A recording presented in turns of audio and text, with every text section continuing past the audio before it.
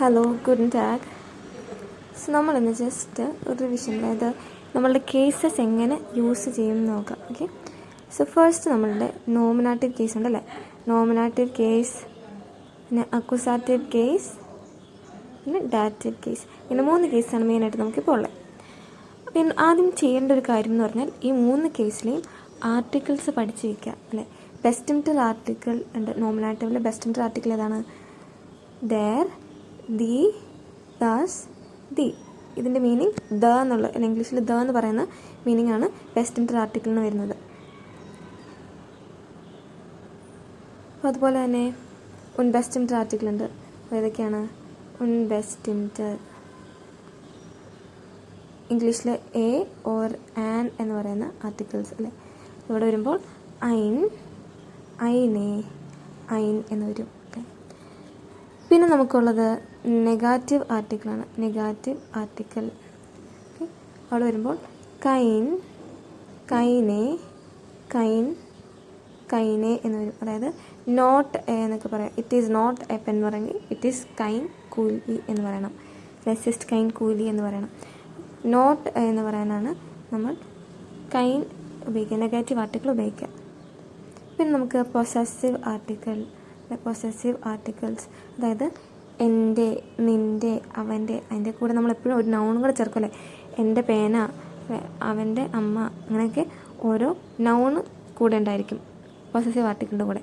അപ്പോൾ ആ possessive article എഴുതുമ്പോൾ അതിൻ്റെ കൂടെയുള്ള നൗണിൻ്റെ ആർട്ടിക്കിൾ നോക്കിയിട്ട് വേണം നമ്മൾ എഴുതാൻ. ഇവിടെ എൻ്റെ എന്ന് പറയണമെങ്കിൽ മൈൻ, മൈനെ, മൈൻ, മൈനെ. അതുപോലെ തന്നെ ഡൈൻ, ഡൈനെ, ഡൈൻ, ഡൈനെ. എന്താണ്? സൈൻ, സൈനെ, സൈൻ, സൈനെ. ഇയർ, ഇയറെ, ഇയർ, ഇയറെ. പിന്നെ സൈൻ, സൈനെ, സൈൻ, സൈനെ. എന്താണുള്ളത്? ഉൻസർ, ഉൻസറെ, ഉൻസർ, ഉൻസറെ. ഒയർ, ഒയറെ, ഒയറെ, ഒയർ, ഒയറെ. ഇയർ, ഇയറെ, ഇയർ, ഇയറെ. അപ്പോൾ ഈ ലാസ്റ്റത്തെ ഇയർ എഴുതുമ്പോൾ നമുക്ക് അവർ അല്ലെ ദേൻ്റെ പ്ലൂറലായിട്ടാണ് യൂസ് ചെയ്യാം, അല്ലെങ്കിൽ ഫോർമൽ യു എൻ്റെ പ്ലൂറലായിട്ടും യൂസ് ചെയ്യാം. അപ്പോൾ ഫോർമൽ യു ആയിട്ട് യൂസ് ചെയ്യുകയാണെങ്കിൽ നമ്മളെന്താണ്, ക്യാപിറ്റൽ ലെറ്റർ വേണം എപ്പോഴും എഴുതാൻ സെൻറ്റൻസിൻ്റെ ഇടയ്ക്കാണെങ്കിലും. അവർ, അവരുടെ എന്ന് പറയാനാണെങ്കിൽ സ്മോൾ ലെറ്റർ ഐ ഉപയോഗിച്ചാൽ മതി. മൈൻ, മൈനെ, മൈൻ, മൈനെ, എൻ്റെ എന്നുള്ള മീനിങ്. ഡൈൻ, ഡൈനെ, ഡൈൻ, ഡൈനെ, നിൻ്റെ. സൈൻ, സൈനെ, സൈൻ, സൈനെ, അവൻ്റെ. ഇയർ, ഇയറെ, ഇയർ, ഇയറെ, അവളുടെ. സൈൻ, സൈനെ, സൈൻ, സൈനെ, അതിൻ്റെ. ഉൻസർ, ഉൻസറെ, ഉൻസർ, ഉൻസറെ, ഞങ്ങളുടെ. ഒയർ, ഒയറെ, ഒയർ, ഒയറെ, നിങ്ങളുടെ. ഇയർ, ഇയറെ, ഇയർ, ഇയറെ, അവരുടെ ഓർ താങ്കളുടെ. അപ്പോൾ ഇതാണ് നമ്മളുടെ പൊസസീവ് ആർട്ടിക്കിൾസ് നോമിനേറ്റീവ് കേസിൽ. പിന്നെ നമ്മളുടെ പേഴ്സണൽ പ്രൊനോമൻ അല്ല, പേഴ്സണൽ പ്രൊനോമൻസ് ഉണ്ട്. അതാണ് ഇഷ്, ഡു, എർ, സി, എസ്, വിയർ, ഇയർ, സി, ഓർഡർ സി, സ്മോൾ സി, ക്യാപിറ്റൽ സി, 2 സി ഉണ്ട്. ഇതാണ് നമ്മളുടെ പേഴ്സണൽ പ്രൊനോമൻ. സോ ഇത്രയും കാര്യം നമ്മൾ ആദ്യം പഠിക്കണം നോമിനേറ്റീവ് കേസിലാണിത്. പിന്നെ സബ്ജക്റ്റ്, ഒരു സെൻറ്റൻസ് കാണുമ്പോൾ ആ സെൻറ്റൻസിൽ എന്താണ് സബ്ജക്റ്റ് ഉണ്ടാവില്ല, അവിടെ ഒരു പ്രവൃത്തി ഉണ്ടാവും, ആ പ്രവൃത്തി ചെയ്യുന്ന സബ്ജക്റ്റ് ആയിരിക്കും. അപ്പോൾ നോമിനേറ്റീവ് കേസ് ഏതാണെന്ന് നമുക്ക് കണ്ടുപിടിക്കണമെങ്കിൽ വെർബിനോട്, ഇപ്പോൾ ഐ ആം പ്ലേയിങ് എന്നാണ് സെൻറ്റൻസ് എങ്കിൽ ആര് കളിക്കുന്നു അല്ലെ, വെർബിനോട് ആരെന്ന് ചോദിക്കുക, ആര് കളിക്കുന്നു, ഞാൻ കളിക്കുന്നു. സോ ഐ ആണ് ഇവിടുത്തെ സബ്ജക്റ്റ്. ഈ നോമിനേറ്റീവ് കേസ് എപ്പോഴും ഒരു സെൻറ്റൻസിൽ സബ്ജക്റ്റ് ആയിരിക്കും. നമ്മൾ സബ്ജക്റ്റ് എഴുതുമ്പോൾ നോമിനേറ്റീവ് കേസിൽ ആർട്ടിക്കിളോ പ്രൊനോമൻസ് ഒക്കെ യൂസ് ചെയ്തിട്ട് വേണം എഴുതാൻ. പിന്നെ നമ്മൾ വെർബിനെ കോൺജുഗേറ്റ് ചെയ്തിരുന്നു സെക്കൻഡ് പൊസിഷനിൽ. പിന്നെ വരുന്നത് ചിലപ്പോൾ ഡയറക്റ്റ് ഒബ്ജക്റ്റോ ഇൻഡയറക്റ്റ് ഒബ്ജക്റ്റോ ആയിരിക്കാം. അപ്പം ഡയറക്റ്റ് ഒബ്ജക്റ്റ് ആണെങ്കിൽ ഡയറക്റ്റ് ഒബ്ജക്റ്റിനാണ് നമ്മൾ അക്യൂസാറ്റീവ് കേസ് എന്ന് പറയുന്നത്. അക്യൂസാറ്റീവ് കേസ്. ഓക്കെ, അപ്പോൾ ഡയറക്റ്റ് ഒബ്ജക്റ്റാണ് അക്യൂസാറ്റീവ് കേസ്. നമ്മളെങ്ങനെ അത് കണ്ടുപിടിക്കാൻ ചോദിച്ചാൽ ആരെ അല്ല അഥവാ എന്ത്, ആരെ അഥവാ എന്ത്, ഇതിലേതെങ്കിലും ഒരു ചോദ്യത്തിൻ്റെ ഉത്തരമാണ് ആ ഒരു ഒബ്ജക്റ്റ്. നൗണ് കാണുമ്പോൾ നമുക്കറിയാതൊരു ഒബ്ജക്റ്റാണ്. അപ്പം ആരെ അല്ലെങ്കിൽ എന്ത് എന്നുള്ളൊരു ചോദ്യത്തിന് ഉത്തരമാണെങ്കിൽ നമ്മൾ അക്യൂസാറ്റീവ് കേസിൽ എഴുതണം. അപ്പോൾ അക്യൂസാറ്റീവ് കേസിൽ ആർട്ടിക്കിൾസ് അറിഞ്ഞിരിക്കണം. നോമിനാറ്റീവിൽ പക്കാണെങ്കിൽ അക്യൂസാറ്റീവിൽ ഓർത്തിരിക്കാൻ പാടില്ല. കാരണം മസ്കുലിനിൽ മാത്രമേ വ്യത്യാസം വരത്തുള്ളൂ. മസ്കുലിനിൽ അപ്പം ബെസ്റ്റ് ഇൻറ്റർ ആർട്ടിക്കിൾ ആണെങ്കിൽ ദർ ദി ദസ് ദി എന്നുള്ളത് ദേൻ ദി ദാസ് ദി എന്നാകും. ബെസ്റ്റ് ഇൻറ്റർ ആർട്ടിക്കിളോ ഐൻ എന്നുള്ളത് ഐനൻ നൈ മസ്കുലിനിൽ മാത്രം. പിന്നെ ഐനെ ഐൻ. നെഗറ്റീവ് ആണെങ്കിൽ കൈനൻ കൈനൻ കൈൻ നെ കൈൻ കൈനെ. എന്താണ് പൊസസീവ് ആർട്ടിക്കിളും മൈൻ എന്നുള്ളത് മൈനൻ മൈനെ മൈൻ മൈനെ. അതുപോലെ തന്നെ തേർട്ടെല്ലാം പോകും. ഡൈനൻ ഡൈനെ ഡൈൻ ഡൈനെ സൈനൻ സൈനെ സൈൻ സൈനെ. അപ്പം മസ്കുലിന് മാത്രം EN എക്സ്ട്രാ ആഡ് ചെയ്ത് കൊടുക്കുക. പിന്നെ ഉള്ള ഫുള്ളായിട്ട് ഡിഫറൻസ് നോമിനാറ്റീവിൽ വെച്ചിട്ട് ഫുള്ളായിട്ട് ഡിഫറൻസ് വരുന്നത് പേഴ്സണൽ പ്രൊണോമൻ ആയിരിക്കും അല്ലേ. പേഴ്സണൽ പ്രൊണോമൻ ഏതൊക്കെയാണ്? മിഷ്, ഡിഷ്, ഈൻ, സി, എസ്, ഉൻസ്, ഒയ്ഹ്, സി ഓർ സി. ഇതാണ് അക്യൂസാറ്റീവ് കേസിലെ പേഴ്സണൽ പ്രൊണോമൻ. മിഷ് എന്ന് പറഞ്ഞാൽ എന്നെ അല്ലെ. മിഷ് എന്ന് പറഞ്ഞാൽ എന്നെ, നിന്നെ, അവനെ, അവളെ, അതിനെ, ഞങ്ങളെ, നിങ്ങളെ, അവരെ ഓർ താങ്കളെ. അപ്പോൾ ഇതാണ് പേഴ്സണൽ പ്രൊണോമൻ വരിക. അപ്പം ഇതെപ്പോഴും എഴുതണ്ടേ? ഒരു ഡയറക്റ്റ് ഒബ്ജക്റ്റ് ഒരു പ്രൊണോമൻ എഴുതേണ്ട വരുമ്പോൾ അല്ലെ. ഹിം, ഹെർ, ഹെസ് എന്നൊക്കെ പറയുമ്പോഴാണ് നമ്മൾ ഇവരെ യൂസ് ചെയ്യേണ്ടത്. അപ്പം അത് ഡയറക്റ്റ് ഒബ്ജക്റ്റ് ആണോ നോക്കണം. ആരെ ഓർ എന്ത് എന്നുള്ളൊരു ചോദ്യത്തിന് ഉത്തരമാണ് അവർ ഇത് പേഴ്സണൽ പ്രൊണോമൻ കിട്ടുന്നതെങ്കിൽ നമ്മളത് അക്യൂസാറ്റീവ് കേസിൽ വേണം എഴുതാൻ. ഫോർ എക്സാമ്പിൾ പറയുകയാണെങ്കിൽ I am buying a chocolate. I am buying a chocolate എന്ന് പറയാം. ഇവിടെ എന്താ സബ്ജക്റ്റ് ആര് വാങ്ങുന്നു, ആരെന്നുള്ള ചോദ്യത്തിന് ഉത്തരമാണ് ഐ. സോ ഇഷ് നോമിനാറ്റീവ് കേസിൽ എഴുതി. പിന്നെ ആം ബൈയിങ് ഇത് പ്രസൻറ്റ് ടെൻസ് ആയതുകൊണ്ട് നേരെ വെർബിനെ മാത്രം എഴുതിയാൽ മതി അല്ലേ. ഇഷ് കൗഫേ. പിന്നെ എന്ത് ചോക്ലേറ്റ് അല്ലെ, എന്ത് വാങ്ങുന്നു? ചോക്ലേറ്റ് വാങ്ങുന്നു. അപ്പം ഐനെ ഷോക്കോലാഡെ, ഐനെ ഷോക്കോലാഡെ. അക്യൂസാറ്റീവ് കേസിൽ എഴുതി. ദി ഷോക്കോലാഡെ ആയതുകൊണ്ട് ഐനേൻ തന്നെ ആയിരിക്കും. അല്ലെങ്കിൽ ഇഷ് കൗഫേ ഐനൻ കൂലി അല്ലേ. ഡർ കൂലിയാണ് മസ്കുലിൻ ആയതുകൊണ്ട് EN ആഡ് ചെയ്യേണ്ടി വന്നു. ഐനൻ കൂലി.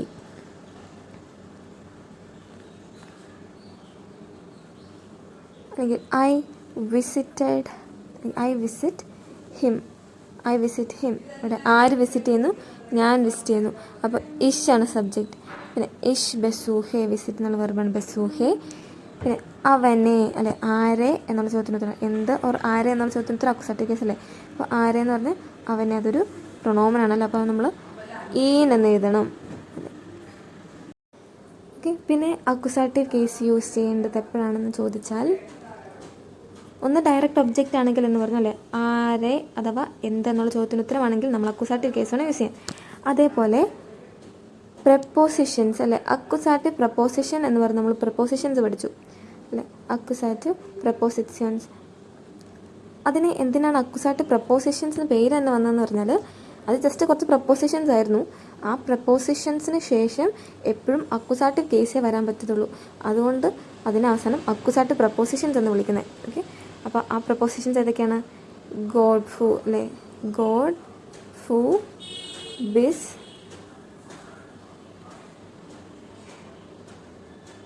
ബിസ് എൻപ്ലാങ്.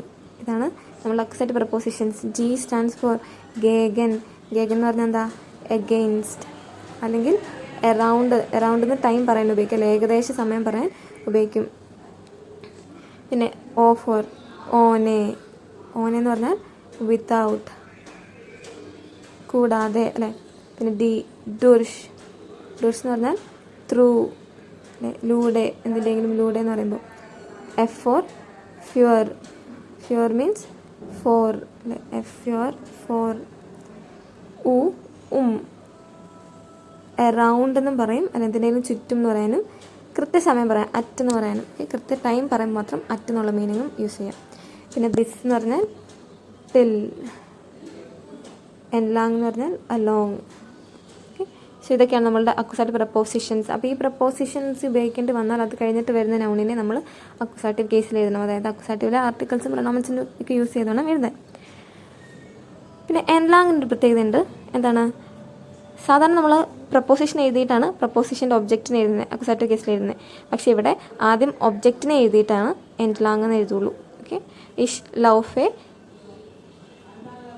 ദസ് സ്റ്റേഡിയോൺ എൻലാങ് അല്ലേ. I am walking along the stadium. Along the stadium എന്ന് പറയുന്നത് വരെ ദ സ്റ്റേഡിയം അലോങ് എന്നാണ് ജർമ്മനിൽ പറയുന്നത്. എൻലാങ്ങിൻ്റെ കേസിൽ മാത്രം. ഫോർ എക്സാമ്പിൾ പറയണം, I buy a chocolate for my mother. ഇവിടെ ഒരു ഡയറക്റ്റ് ഒബ്ജക്റ്റ് ഉണ്ട്, സബ്ജക്റ്റ് ഇഷ് കൗഫെ. പിന്നെ ഡയറക്റ്റ് ഒബ്ജക്റ്റ് എന്ത് വാങ്ങുന്നു? ചോക്ലേറ്റ് വാങ്ങുന്നു. ഐനെ ചോക്കളാടെ. പിന്നെ പ്രപ്പോസിഷണൽ ഒബ്ജക്റ്റ് ഉണ്ട് അല്ലേ, ഫോർ ഇട്ടിട്ടുണ്ട്, അതുകൊണ്ട് മൈ മദർ പ്രപ്പോസിഷണൽ ഒബ്ജക്റ്റാണ്. അപ്പം ഫ്യൂർ. പിന്നെ ഫ്യൂർ അക്യൂസാറ്റീവ് പ്രപ്പോസിഷൻ ആയതുകൊണ്ട് തന്നെ അക്യൂസാറ്റീവ് കേസിൽ മൈനെ മുട്ടർ എന്നെഴുതി. ഇഷ് കൗഫെ ഐനെ ചോക്കളാടെ ഫ്യൂർ മൈനെ മുട്ടർ. അപ്പോൾ ഡയറക്റ്റ് ഒബ്ജക്റ്റും ഒരു പ്രപ്പോസിഷണൽ ഒബ്ജക്റ്റുമാണ് ഈ സെൻറ്റൻസിൽ വന്നിട്ടുള്ളത്. അപ്പോൾ ഇതിലേതെങ്കിലും പ്രപ്പോസിഷൻ നമ്മൾ ഇംഗ്ലീഷിൽ പറയുമ്പോൾ ഫോർന്നോ ത്രൂന്നോ ഒക്കെ മീനിങ് പറഞ്ഞെങ്കിൽ നേരെ പ്രപ്പോസിഷൻ ഇടുക. അത് കഴിഞ്ഞിട്ട് അക്യൂസാറ്റീവ് കേസിൽ അതിൻ്റെ ഒബ്ജക്റ്റിനെ ഇടുക. പിന്നെ നമുക്കുള്ളത് ഡാറ്റീവ് കേസാണ് അല്ലേ. ഡാറ്റീവ് കേസ് എന്ന് പറയുമ്പം നമ്മുടെ ആർട്ടിക്കിൾസിനൊക്കെ കുറച്ചധികം വ്യത്യാസം വരുന്നുണ്ടല്ലേ. ദേൻ എന്ന അക്യൂസാറ്റീവ് വരുന്ന ആർട്ടിക്കിളോട് വരുമ്പം ഡേം എന്നാകും, ദേം ഡേർ എന്നാകും. ഫെമിനിൻ വരുമ്പോൾ ഡേർ, ന്യൂട്രൽ ദേം, പ്ലൂറൽ വരുമ്പോൾ ദേൻ പ്ലസ് എൻ. പിന്നെ ഉൺബെസ്റ്റ് ആർട്ടിക്കിളോ ഐനം അല്ല, ദേം ഇ എം ആണ്. അപ്പോൾ ഐനം, ഐനർ, ഐനം, ഐനൻ പ്ലസ് ഇവിടെ ഐനനില്ല, സോറി, ഇത് ഉൺബെസ്റ്റ് ആർട്ടിക്കിൾ പ്ലൂറലിനില്ലല്ലോ.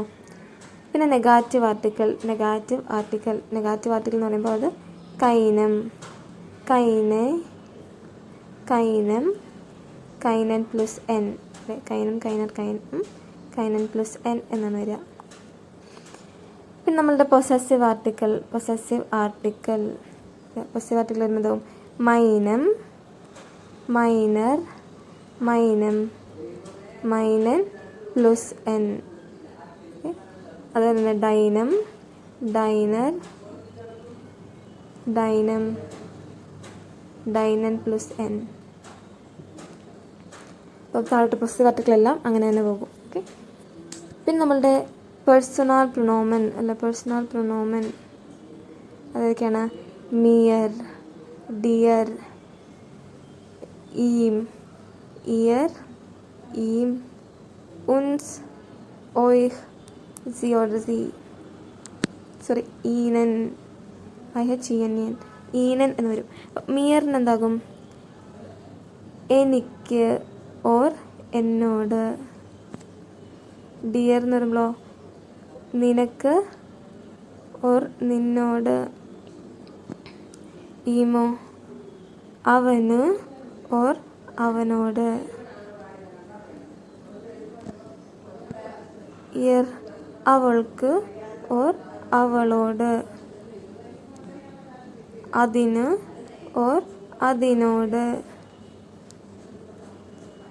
ഞങ്ങൾക്ക് ഓർ ഞങ്ങളോട്. നിങ്ങൾക്ക് ഓർ നിങ്ങളോട്. ഈനൻ വരുമ്പോൾ അവർക്ക് ഓർ അവരോട് അല്ലേ. ഇങ്ങനെയായിരിക്കും നമ്മളുടെ പേഴ്സണൽ പ്രൊനോമൻ്റെ മീനിങ് വരിക.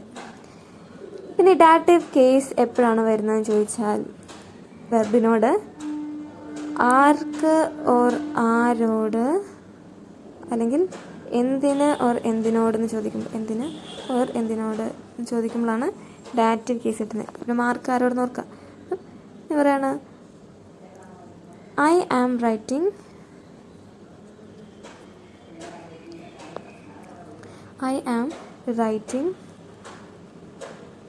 My friend a letter. ഞാൻ എൻ്റെ ഫ്രണ്ടിന് ഒരു ലെറ്റർ എഴുതുന്നു അല്ലേ. ഇവിടെ ഇഷ് ഞാനാണ് എഴുതുന്നത്. അപ്പോൾ വെർബ് ചെയ്യുന്ന ആൾ സബ്ജക്റ്റ്. ഇഷ് ഷ്രൈബേ, ഇഷ് ഷ്രൈബേ. പിന്നെ എന്ത് എഴുതുന്നു, ലെറ്റർ. എന്തെന്നുള്ളത് അക്യൂസാറ്റീവ് കേസാണ്, അപ്പോൾ ലെറ്റർ അക്യൂസാറ്റീവ് കേസാണ്. പിന്നെ ആർക്ക് എഴുതുന്നു, എൻ്റെ ഫ്രണ്ടിന് എഴുതുന്നു അല്ലേ, അപ്പം അത് ഡയറക്റ്റീവ് കേസ്. അപ്പോൾ ഒരു സെൻറ്റൻസിൽ ഒരു അക്യൂസാറ്റീവ് ഒബ്ജക്റ്റും ഒരു ഡയറക്റ്റീവ് ഒബ്ജക്റ്റും, അതായത് ഡയറക്റ്റ് ഒബ്ജക്റ്റും ഇൻഡയറക്റ്റ് ഒബ്ജക്റ്റും ഉണ്ടെങ്കിൽ ആദ്യം ഇൻഡയറക്റ്റ് ഒബ്ജക്റ്റിനെ എഴുതും, അതായത് ഡയറക്റ്റീവ് ഒബ്ജക്റ്റിനെ ആയിരിക്കും ആദ്യം എഴുതുന്നത്. അപ്പോൾ ഇവിടെ മൈ ഫ്രണ്ട് ഡയറക്റ്റീവ് ഒബ്ജക്റ്റ് ആയതുകൊണ്ട് മൈനം ഫ്രോയിൻഡ്.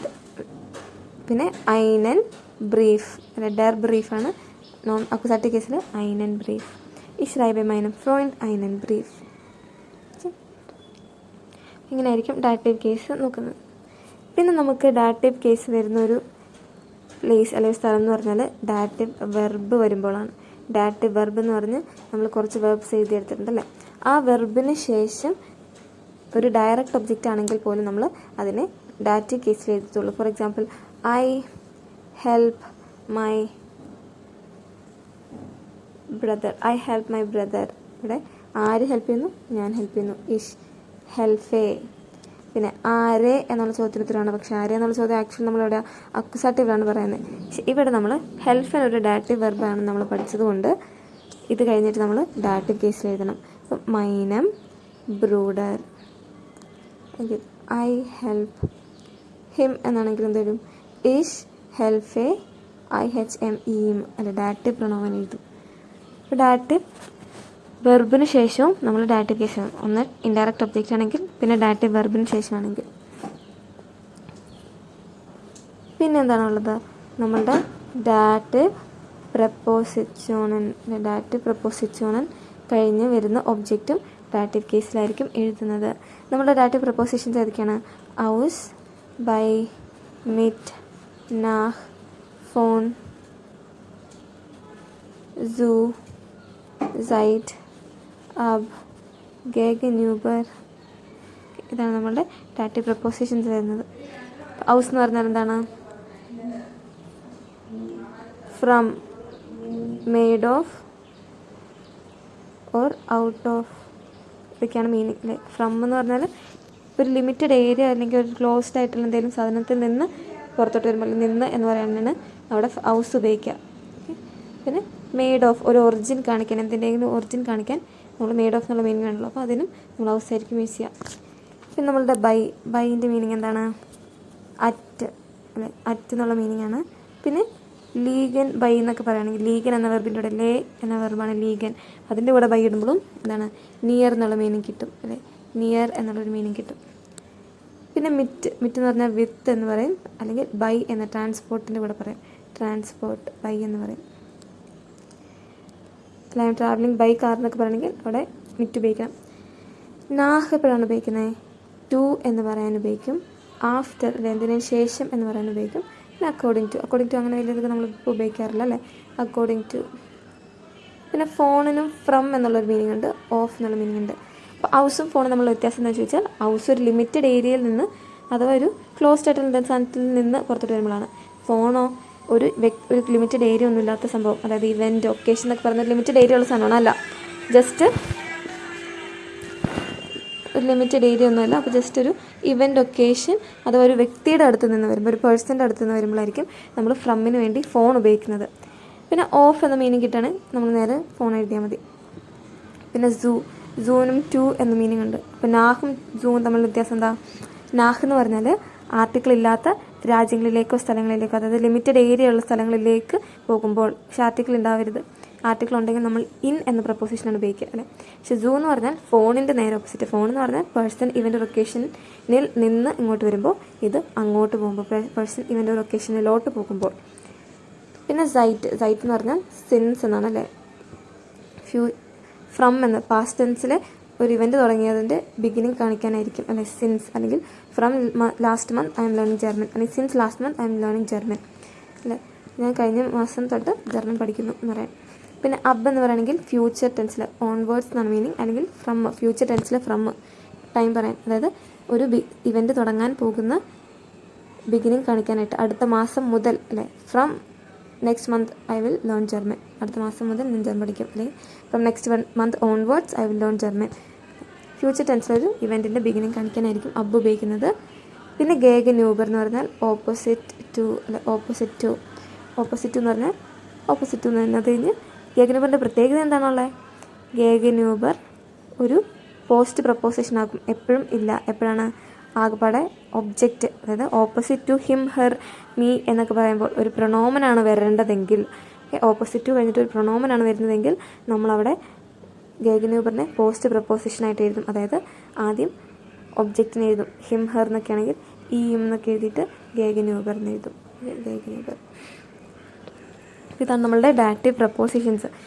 അത് ബ്രീഫായിട്ട് പഠിക്കുക. എന്നിട്ട് ഡാറ്റീവ് പ്രപ്പോസിഷൻസിന് ശേഷം എപ്പോഴും ഡാറ്റീവ് ഒബ്ജക്റ്റ് എഴുതാൻ നോക്കുക. ഡാറ്റീവ് കേസിൽ ഒബ്ജക്റ്റിന് എഴുതണം. എഴുതിക്കോ.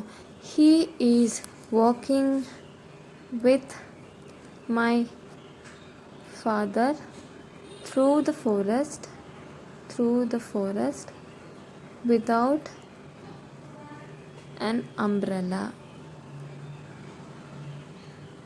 without an umbrella. പിന്നെന്താണ്? they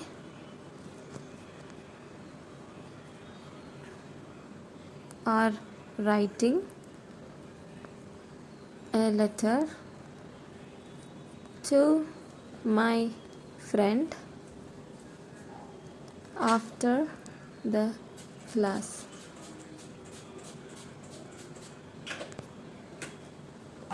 They are coming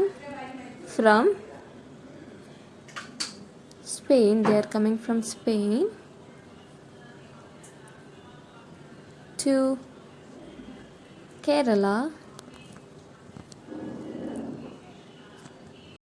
I am helping him because he don't have his glasses അല്ലെങ്കിൽ സ്പെക്സ്. ക്വസ്റ്റ്യൻസ് ജസ്റ്റ് എഴുതി നോക്കിയിട്ട് കിട്ടുന്നുണ്ടോ എന്ന് നോക്കാം. Okay, so cheers.